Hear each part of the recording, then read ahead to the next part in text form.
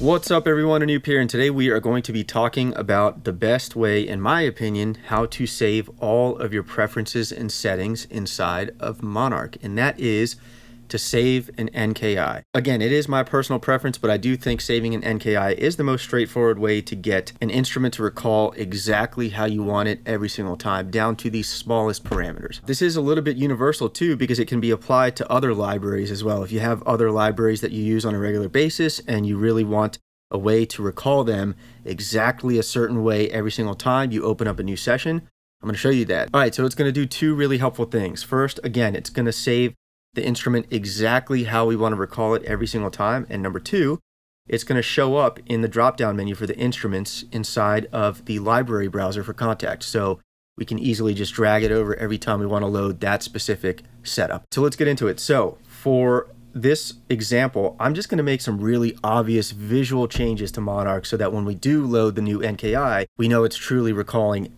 all of our settings exactly how we want. So I'm just going to go ahead and unload a couple elements because they gray out in Monarch, so it's visually very obvious that it's doing what we need. Snare, we're going to select the star reserve because it's gold.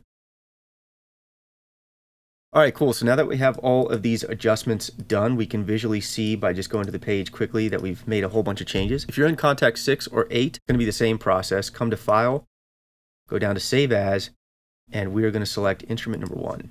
It's going to default to saving in the instruments folder wherever your library content is on your drive, and that's a good thing. That's where we want to save this because that's how we're going to get it to show up in the library browser. We're going to call this Anup Insanity.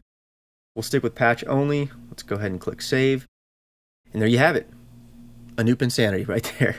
All right, so I have reset Kontakt, and let's go ahead and load our custom Anup Insanity NKI.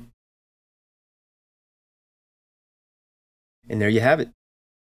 Pretty straightforward stuff. Let's go to settings, make sure all of our MIDI mapping, our trim. We go to velocity curves, everything will be there. One last thing to mention. So when you save an NKI, it should automatically go to the root folder where you have all of the content for your library. If it doesn't and you don't know where to find this folder, I will show you right now. We're going to go ahead and open Native Access. And inside of Native Access, you're going to come down to Preferences and then File Management.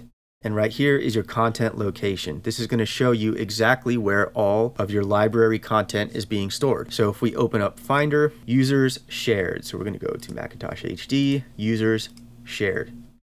Then we come to the Monarch folder and Instruments.